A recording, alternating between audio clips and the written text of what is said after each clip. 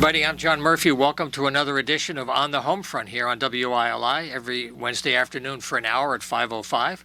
We're on the AM at 1400, on the FM locally at 95.3.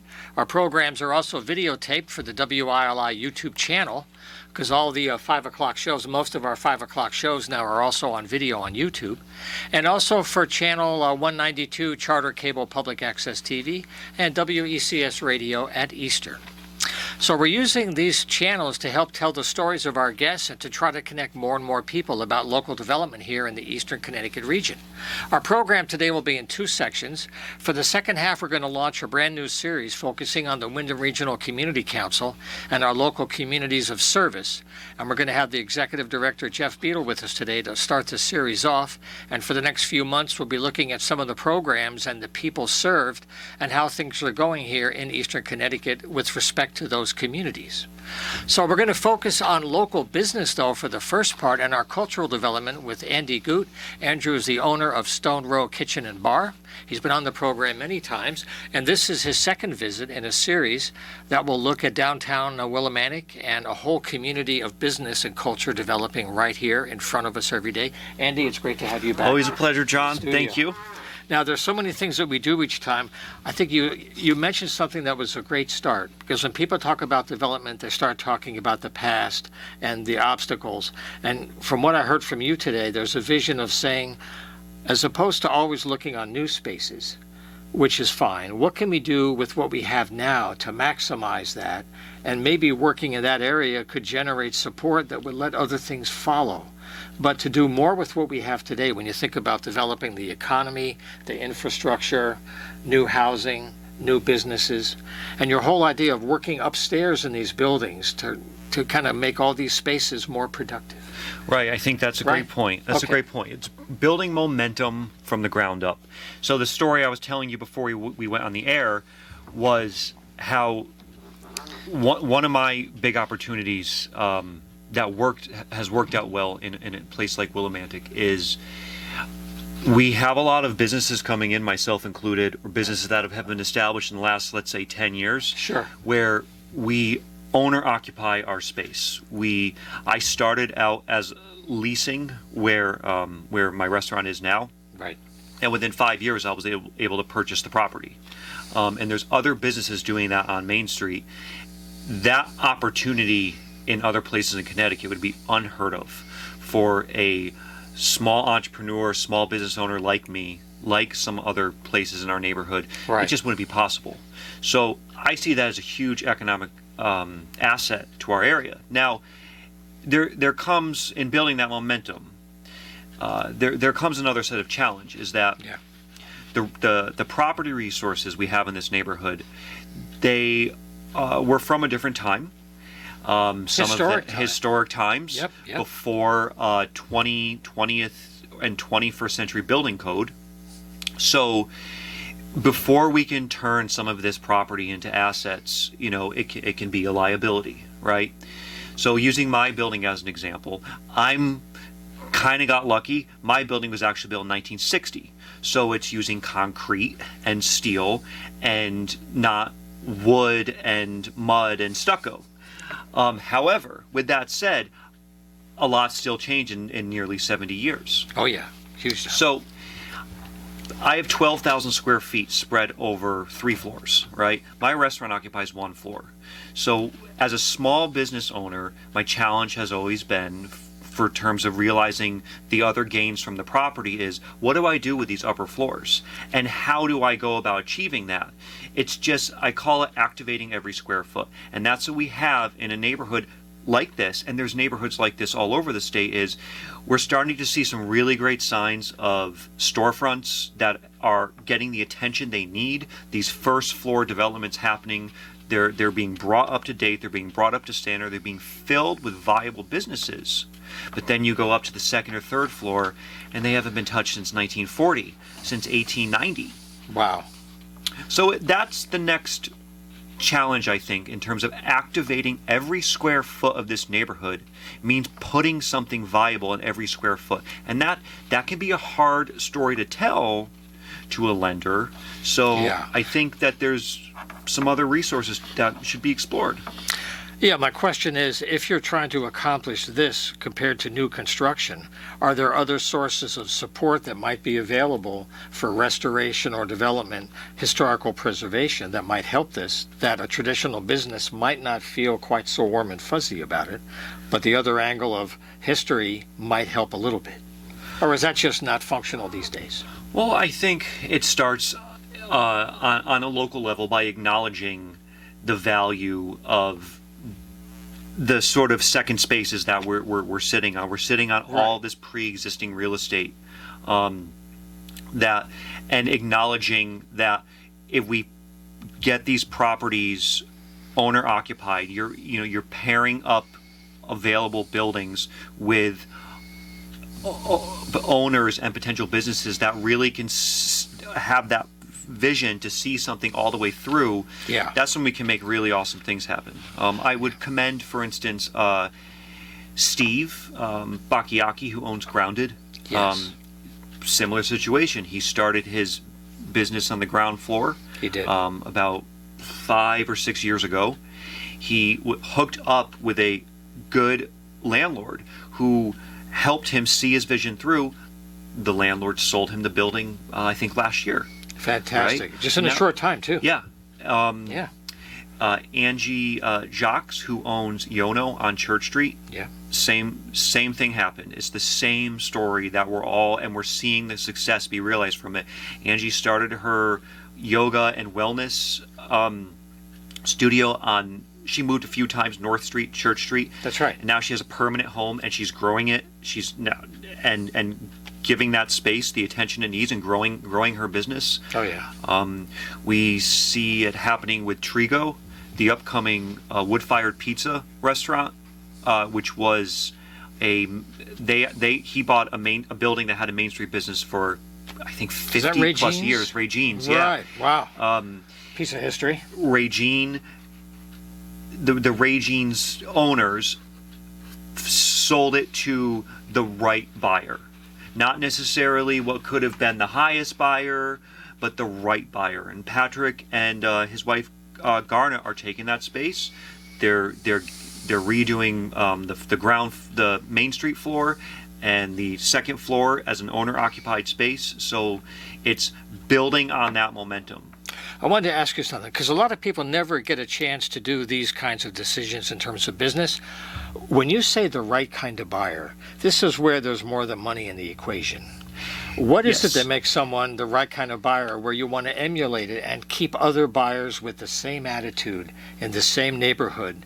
And that builds a lot of synergy. Well, this is where strong local advocacy from the municipality, i.e. the town of Wyndham, and groups that have some strengthening some of our advocacy groups like the Willimantic Downtown Neighborhood Association is really, really pivotal to create this change. Because if you're only interested, when groups like this can help negotiate property transactions, or if a property has been acquired by the town through foreclosure or through that process, it's happening now, yeah.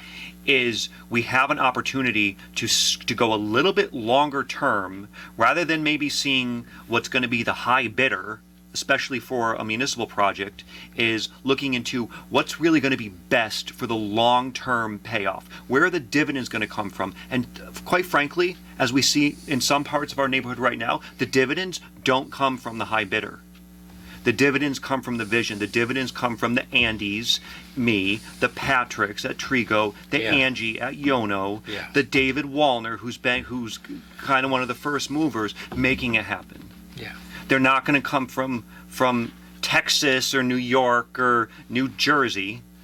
They're going to come from the people that live here, the people that I walk to work from my house on Wyndham Street, right? You're a very fortunate guy. Exactly. That's good. Yeah. Yeah. But I want to mention, too, in case you've just joined us, we're on the radio, too. I'm speaking with Andrew Goot, the owner of Stone Row Kitchen and Bar, about Willimantic Downtown. And I want to give a website where you can follow up on our conversation today and stay up to date with other events and activities for many people who are involved in this effort, who just aren't with us here today. One of them is simple, willimanticdowntown.org. is a simple website. And this is the second show in a series to try to share these stories, because people need to understand that our news coverage is limited today. Local journalism is hanging on a thread. But people need to get news to know the good things that are happening. Because bad news always travels fast, it's sad to say. But letting people know the efforts that are being done all around town really helps us to reach out. So this will be a regular series. Something that Andy's getting involved with has to do with a new kind of a housing initiative that combines things about perhaps a bed and breakfast with Airbnbs and inns. He's working on a new concept, and this ties into something that you may or may not know about, which is the state system as a whole is finding much more coherent planning for arts, culture, and tourism to not compete with each other as much as complement each other. And part of what we're tapping into with our conversations with Andy is the local area we have is part of tourism in the state to bring people here from other areas, places to stay, places to eat. And when it comes to places to stay, you're trying to make some pretty big investments to help that part of the mix. I am. So when you have a restaurant, it's butts and seats, right? And so when you have lodging, it's heads and beds, right?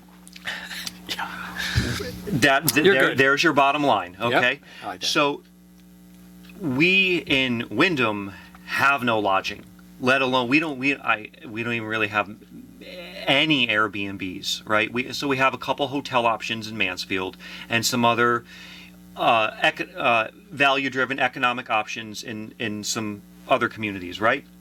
So I'm trying right now to put the pieces together to launch a concept of a sort of a locally owned version of Airbnbs where the houses would they're guest houses, right? So I'm interested in sort of the historic architecture, the Victorians. Right. The whole neighborhood's beautiful. Right, so I got a whole neighborhood to pick from. But, you sure but do. Again, it's pairing the buyer. The conditions have to be right. So I was able to purchase a home on Wyndham Street last year. And again, all the conditions made sense where it was the right size. It's going to be 5 bedrooms. I'm able to add the amount of bathrooms I need. I can add 5 bathrooms. And there, if it's done properly, right, my vision is to tie in the hospitality community, obviously me being part of it. Sure. And the idea of having a place to stay. So these would be short-term, weekend, 4-day, 5-day rentals in town, and creating these unique overnight guest experiences, because this area has people that need to travel to it for a variety of reasons, notably, let's say, the universities, right? We have a chance to offer them an experience.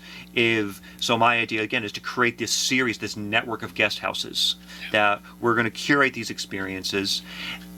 We have a chance to do something like that and it seems far more matches the spirit of the area than just building a hotel. And I'm not a hotel guy. I don't have the finances, nor am I interested in trying to raise that kind of money to build a hotel. Sure. That's not Andy's style. But part of what you're doing is taking properties that people would walk by and kind of shrug, saying, wow, how sad that it's in this shape, and you're transforming it. So honestly, sometimes the more derelict, the better. We were working on a town-owned property. Unfortunately, we weren't the high bidder to acquire that on Walnut Street. Yeah. But our restoration plan was totally about, as long as it's been preserved, meaning if it's preservation by paint. I don't care if they painted the woodwork 8,000 times in 100 years. We'll figure out how to do it. We'll figure out how to replicate the proper shingles. We'll figure out how to do these things to be very complementary to the neighborhood. So right. I have a good team, so that, like I said, I never shy away from a challenge. So and that's the thing, again, the buyer, hooking them up with the right vision. It's you can put a price tag. Some would say you can't put a price tag on historic preservation. We know there's folks in this area who you can. Now, you can put a price tag on historic preservation, but we have to acknowledge that if we have the opportunity, let's say, to put a property in the hands of a preservation group, of a worthy builder, of a worthy restoration restore for a low price, right? That money's just going to be turned around and paying a long-term dividend back into the community. And you're keeping it local. Yes, yeah. Like you're not somebody in New Jersey who has 100 properties. I don't know why I chose New Jersey. New Jersey's a great place. Yes, my brother used to live in New Jersey. Some of my best friends are in New Jersey. But the idea is the absentee people they just don't have the connection. They don't return calls when things go bad. They don't pay their bills. And that's the downside when you're far away. That's the downside. And so I guess the thing that we're looking at now with Andy is that this is another example. Imagine in the summertime coming for a show at Shabu Stage, a really good concert, and you want to spend the night and hang out for the day. And right now you really can't. Right. You can stay with friends, right? Of course. Well, that works. So I'm thinking, right? Yeah. So I have all this empty space that I really want to rehab with the right purpose on Main Street. Yeah. And I'm doing this one house now. I'd like to pick up a few more houses. So if I can put within a network 20 rooms online, Okay. in Wyndham, Willimantic alone, maybe something in the periphery areas like Lebanon, Mansfield, right? If I can put 20 rooms online, well, that's adding this whole network. So when we're doing these big university events, where we're doing the games, right? Where we're doing, if you're going to go see a UConn game or a UConn show, and you're coming from the Hartford area, like you're driving 45 minutes. If you're coming from the western side, an hour and a half, if you could get a room. Yeah. And at a nice place, it's just building that momentum. And I can also hook you up with the right restaurants. I can hook you up with a whole adventure. Yeah. People are craving experiences now. They're craving experiences. I believe so many of us are so bought out with stuff. We're so sick of stuff. Yeah. Right? Yeah. We had 2-3 years to buy stuff. Because we were held up. We were held up. Yeah. Let's celebrate more. We should let's find reasons to celebrate. Make up reasons to celebrate. I did a Friendsgiving event at the restaurant, right? It's sold out. It's like you just need to celebrate more. So if I can put heads in beds and butts in seats, give people a reason to celebrate, so I can win, I can gain, my team can gain, I can grow my business, and at the same time we can better the community. You can better the community and make a profit at the same time. That's the equation. See, that's the golden piece of mathematics there. That's a good note to pass on this conversation for today, because where we're leaving off about upstairs from Stone Row is this beautiful space that could be used for music. Our area, as many of you know, lacks a regular thing, except maybe in the summertime when you go outside. But during the wintertime when you're inside, right around here, there's not that many at all. And if you go to Putnam, you've got the Stomping Ground, you've got the Side Door down on Old Lyme. You've got some other places in Norwich. So the idea of a place like the Eclectic that was here years ago, people went to it. It had a hard time financially, but it showed that I think people wanted music locally. And I know you agree about that. Absolutely. They just don't have an organized place yet. And that's an opportunity waiting for someone, because I think there is an audience. I agree. There is. I agree. Yeah. So we're going to follow up on that in the future as well. And we'll continue that conversation. So 2 things to remember for our chat today. The website is willimanticdowntown.org, and they have special meetings of their advisory group the 3rd Monday of every month, normally at 8:30. And if you go to the website, you can find out how to get some information about where they're going to meet each month. But it's a great way to meet a couple of dozen wonderful people that are working in the same way Andy is to make this a better community culturally and economically. So, Andy, thanks again for being here, man. Thank you. And we'll look forward to next time. All right, sounds good. Okay, so we'll take a break for a few messages and a song, and we'll come right back. Okay, we're back live here on the Homefront. Very happy to have you with us. Our programs are videotaped for the WILI YouTube channel. And if you go there, you can see all the shows we have on the other 5 o'clock programs. And our guests will get links to these programs to share their stories with people through their own social media networks. Now, I'm very happy on this segment today because we're going to launch a series that's been in the works for a while. And it's going to bring in another dimension to our show that's beyond the arts and the local economy. It's more the quality of life in every day and how our social services are doing and how our community organizations helping people get through these hard times. So this is the first of a series that we're going to follow now for many months, looking at these aspects of our community. And I'm very happy to have Jeffrey Beadle here in the house. He's the Executive Director of the Wyndham Regional Community Council. It's really great to have you in the house, Jeff. Thank you so much, John. We've been Nice on- to be here. We've had programs together many times over the years. And what we're going to do for this first program is give you an overview of how WRCC is kind of a unique community-based agency and what they do. And Jeff is going to arrange for people that will come to visit from different programs to give an idea of how people are doing, how are they getting through COVID, what's the economy like in the everyday for these folks, and where are the system problems that need attention to make things better.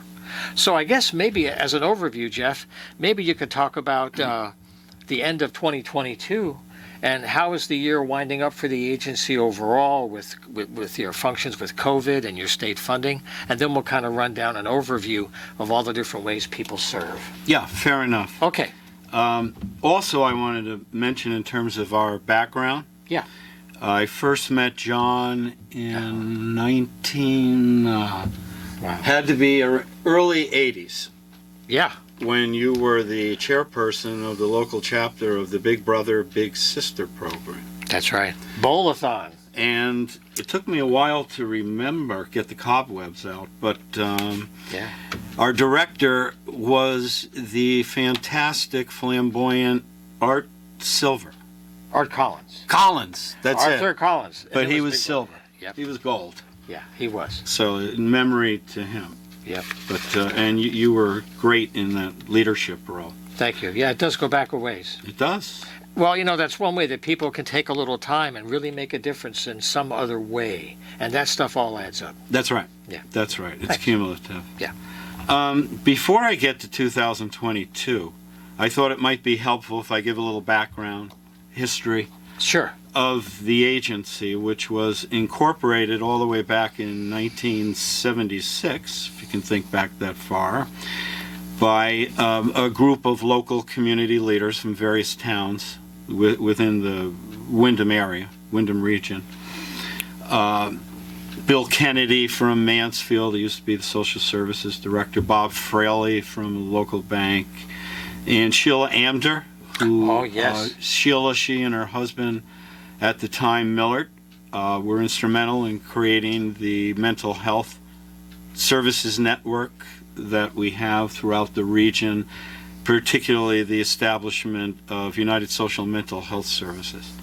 And if you think mental health services are difficult to access this day and age, I mean, the services are there, the professionals are there, but the wait lists are long. That's what I hear all the time. And certainly since COVID and all of that stress, both children as well as the parents, the teachers, it's been a tough road. So we're happy that was implemented. Sheila and others, so I had to do the math, I had to pencil it, 2022 minus 1976.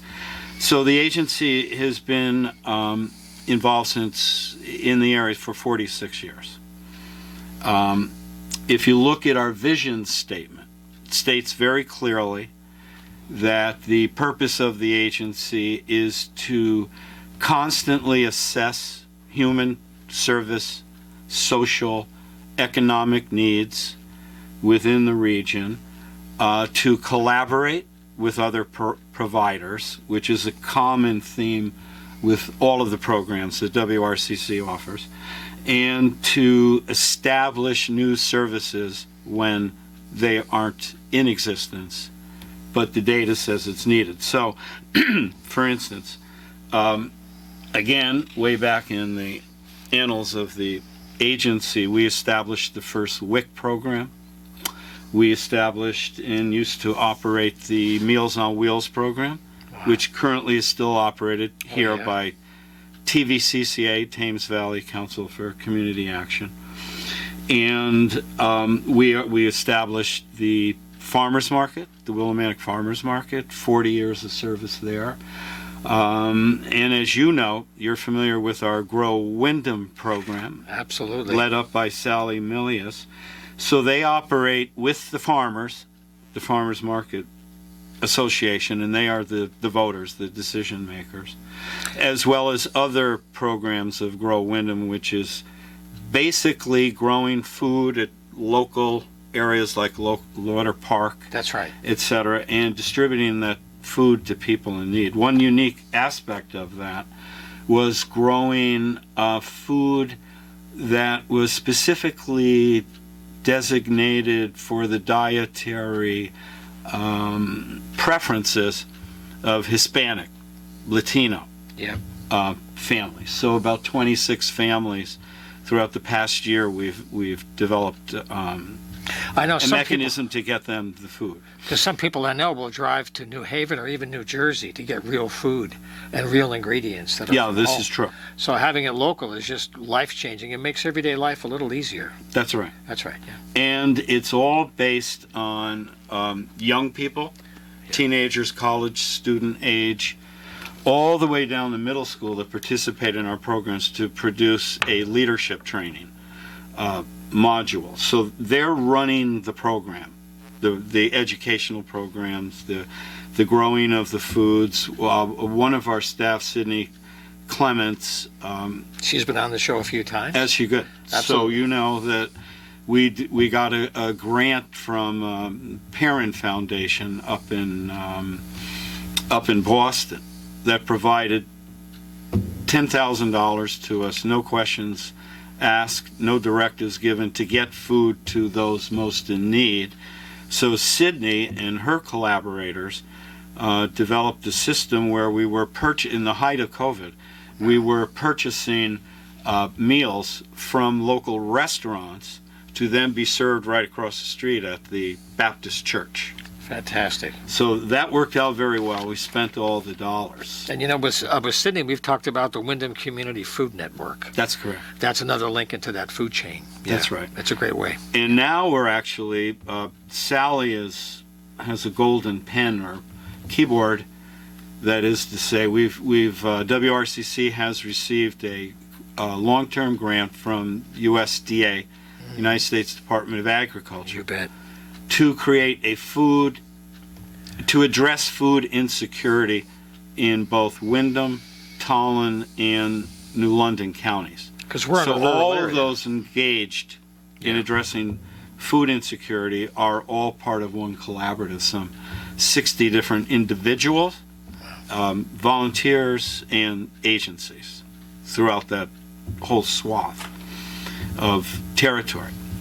So we're, I think, 6 months into that program, and it's quite promising. Programs that we used to run, speaking of responding to needs, was Dial-A-Ride. Susan Anderson, I had the pleasure of knowing her back in the late 70s, early 80s. We established Dial-A-Ride, the city bus service, That was a which big we deal. operated along with WRTD, the Wyndham Region Transit District. That's right. And we had two entities managing it. So it just made sense to shift the program over entirely to WRTD, while we focused on other elements of the services we provide. Made sense. And leverage the assets where they're best used. That's right. And they do a great job. They're very much focused on what's needed, maintain the funding. One of the challenges I remember that was actually quite fun was we developed a bus stop for Wyndham Heights because there was no connection with transit. And you have some 320 units out That's there. a huge community. That's like the size of Chaplin Oh, yeah. or Hampton, where I used to live. Just not quite as rural. Also, and again, as we've discussed, I'm going to have the program managers or directors visit with you Oh, and great. myself at another time. But we've been running the Wyndham Veterans Advisory Center since 1995 in conjunction with the Wyndham Veterans Advisory Group for the greater Wyndham area.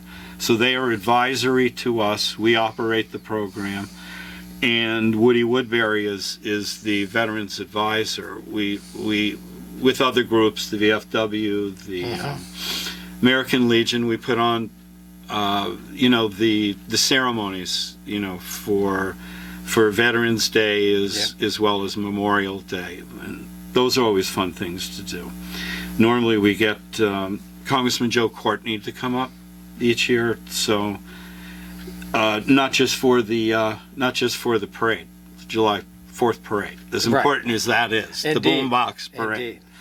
So I remember seeing the very first one. Housing is a key component of what we do. We started with a dual family house on High Street, created by Hannah Clemens, who used to be our first selectman at one time. May she rest in peace. And that's been expanded to a number of what we call permanent supportive housing programs, contracts with HUD, coordinated through a Connecticut system of grants. So at this point in time, we case manage, providing counseling and assistance to some 66 people who used to be homeless. Part of that is a component where, rather than, I overheard your conversations with Andrew Goot related to housing for events and so forth. We were able to establish relationships with local landlords so that each month we are paying the rents for 32 properties, and we're spending the dollars with the property owners, the landlords. Wow. So it's a win for them. They get a steady, consistent rent. We're getting a decent, affordable unit, Yep. and the individuals, for the most part, are thriving, because the motto that the state of Connecticut embraced some time ago was housing first, and then we can manage your other issues. So the model used to be, oh, you have a drug issue, you have a drinking issue, Yeah. you have a mental health issue. Just take care of that, and then we'll get you a home. Well, unless you have a home, you can't take care You have no of any of foundation. those issues. You have no foundations. Yeah. Yeah. And that's mostly for adults, what I'm speaking of. This is not family housing. Right.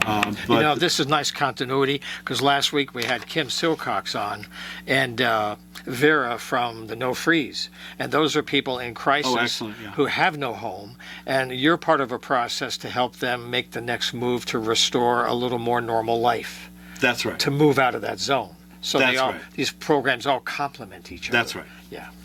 And I can't say enough about the coordination and collaboration with other providers. We have it used to be people are knocking on the doors of various agencies and then going to each one. Sort of, critics would call it shopping for services. Like What have pinballs. you. You getting got down. Yeah.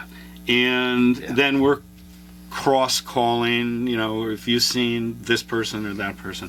Now what we have is the CAN, which is Coordinated Assistance Network, whereby all providers in the field of housing, dealing with housing insecurity, meet on a monthly basis, process current applications, do a triaging to get them into available either units Yep. or to or into shelter, if they're literally couch surfing. And if people are counting beans, that's a way to save money, because you're saving all that wasted communication and the pain of people who are lost in the system. And by doing it holistically there, everything is improved. This is true. I mean, it doesn't mean everything is cured quickly, but the mechanism is better. It's running better. Correct. Yeah. Now, homelessness throughout the state of Connecticut, I believe, is up some 3 to 4% from last year, and the way the system works is you call 211. Right. Right. They are overwhelmed, short on funds. Yep. It's a derivative of United Way, or it used to be, and they're seeking further funding. But a person calls there, then they could be referred to our CAN, and then the professionals work on the best way to handle their needs as quickly as possible. Right. So we're leaps and strides, decades later, from everybody addressing this collectively. I just want to mention, in case you joined us on the radio, we're speaking with Jeffrey Beadle today, the Executive Director of the Wyndham Regional Community Council, and this is the first part of a series of programs about our community. And something you mentioned, too, is that this whole housing issue is a national crisis because of the economic shift of the extremely high, overinflated value of homes, interest rate changes, and the rents getting so high. People are at risk in ways that 5 years ago you wouldn't have thought would be at risk. That's right. Yeah. So this housing initiative is another way to structurally help people get out of that trap. That's exactly right. Yeah. Yeah. And on another show, Yep. I would suggest you might bring on Barbara McGrath, who chairs the Northeastern Connecticut Community Development Corporation, a lot of acronyms. Yeah, I know. NCCDC, who is doing the renovation on the Murray building right across the street. So I represent WRCC on that board. That's 16 more units. Congratulations, by the street. way, because I was there when you got approval years ago, and COVID shut it down for a while. I remember some pictures of you folks in the front. The other day I went by, I sent you a picture. People are inside tearing the thing up to fix it That's up. right. It's happening now. It's really. What's the idea? Maybe another year? What's the timeline? You know, without losing us in the details. I would like to think Yeah. this summer. That's good to know. I would like to think, if not by the fall. We have a Okay. very accomplished contractor, large company, enterprise. They've done projects of this scale Right. before. And then per the discussion you just had with Andrew also, Right. we're going to have approximately 3,000 square feet of commercial and or retail space on the first floor. Right.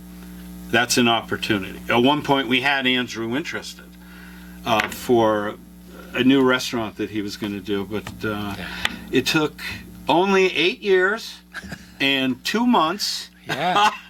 Yeah. for this volunteer board to prevail under the leadership of the former president of Berkshire Bank, Ray O'Brouillard, and then now Barbara McGrath, who took over the chairpersonship. And she's provided tremendous leadership, so you'll want to do that. We definitely will. Yeah. That's great. And then we just celebrated World AIDS Day Yes. on December 1st. I know that our staff, Generations, Perceptions, sponsored that program, and Wayno had them on, Yes. as he does every year, which That was Belinda, really right? appreciated. Belinda Clark, Right. Meryl DeJesus, and probably Allison Hennigan from Generations and Perceptions. We started that program back in 1983. When it was given to Wyndham Hospital, and they said, no, we think this should be community-based. So there's a large institution going, no, I think this is better with somebody who's an agency who has more ties to the community rather than just our own incorporated. Homegrown grassroots. You got it. Yeah. So we did that. And then I could have spoken about this program first, but in terms, so much of homelessness, people failing academically or what have you, is they didn't have the right educational experience to start off with. No better place to start than in early childhood Yep. care. That's where it all starts. So back in 1991, in cooperation with the Simon Conover Corporation, who had then owned Wyndham Heights, we did a needs assessment, and we built a child care center there, which is still operating to this day. Everybody said, no one will come, it's Wyndham Heights, but we were also coordinating the social agencies, community agencies, believe it or not, with local police enforcement, as well as state troopers, to establish a base there for the troopers. Wow. You remember dearly Mark Svets? I do indeed. I talked to him in the radio many times as well, because I know you and he back in the needle exchange when it was very The risky, controversial needle very exchange. heated. The idea of exchanging needles to stay alive, and that was something Mark did with you guys, and that made He a big did. difference here in the area. And then ironically, if I may, Please. Mark Svets. You got it. We and Tony Clark. Yeah. Right. We succeeded in a referendum to establish the state police office at Wyndham Heights. Yeah.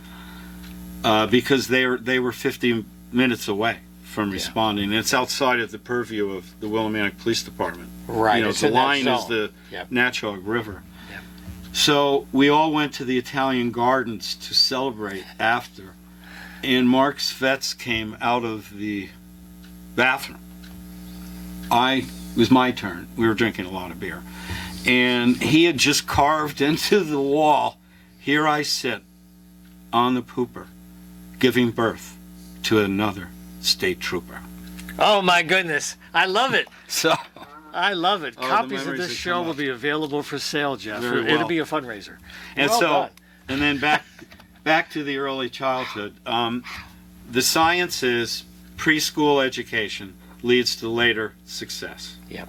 So in addition to the Wyndham Heights center called New Heights, back in 2008, WRCC took over the management of a site at Valley Street, adjacent to the Generations building site. Right. That's right.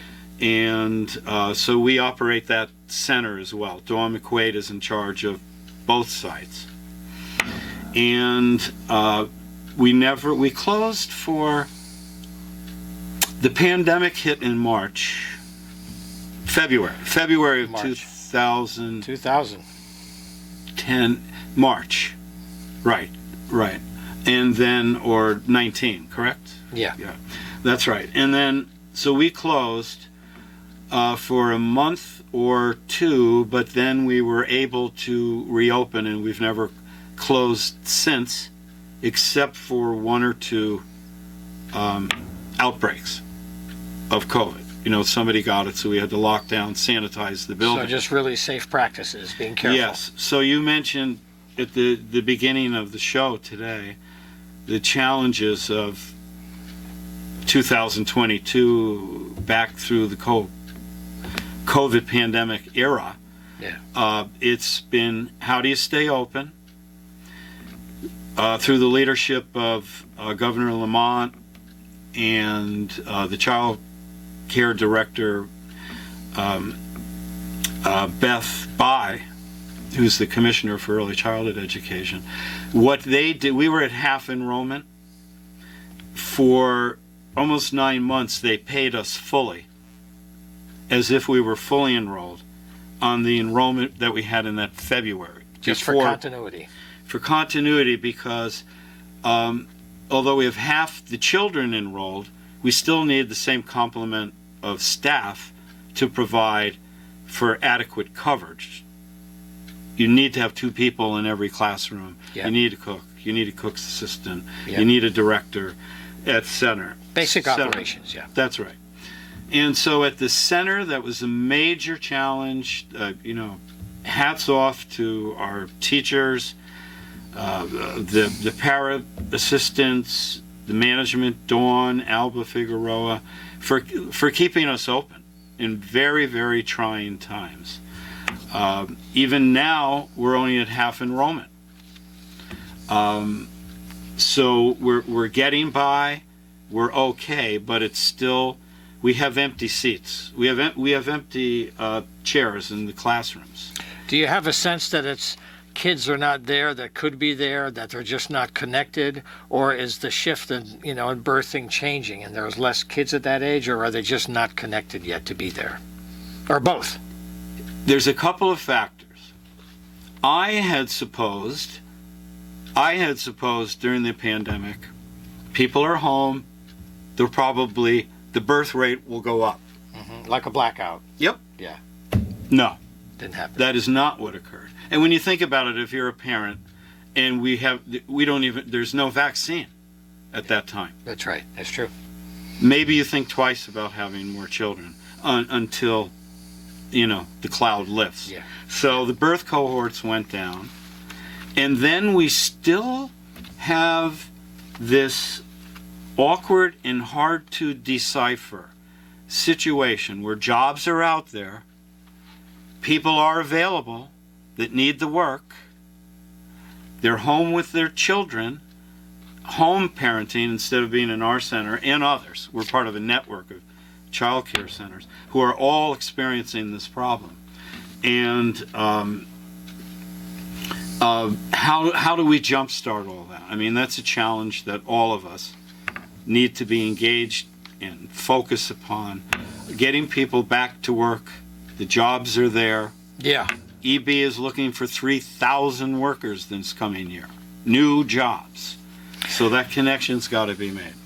Well, one thing we can look at in a future conversation is daycare and how so many people that may want to go back can't afford to because of the cost. It's almost like it's a loss for them because they can't find quality daycare. And daycare was so heavily hit with COVID, they're still in recovery themselves. Well, this is true, but Right. we do offer our openings at a Yeah. sliding fee scale. Right. So it's based upon the income. So in many cases, some are paying full rate based upon their income. Some are receiving a deep subsidy. And of course, it's unknown to all the children. Yeah. And then the other aspect of the child care that I left out is the nutritional component. Snack, lunch, and then a snack in the afternoon. Well, this is a great start. I'm speaking with Jeffrey Beadle, the Executive Director of the Wyndham Regional Community Council. And what Jeff did today was kind of give an overview of the agency's mission, the different ways that it serves. And in the weeks ahead, we're going to have different people who are working with Jeff in different programs. And part of what we're going to share with you are the people who are being served. How are they doing? What's their life like? What could be done to make better use of the money we do have now? And how can we keep people positive when there's a lot of stress? But Jeff, I thank you for starting us off today. It was a good beginning, and I look forward to carrying on in the future. Always a pleasure, John. Thank you. See you soon. You bet. Okay, well, our time has flown by here on the Homefront. We'll see you next week at the same time for another edition here on WILI. Take care and be well.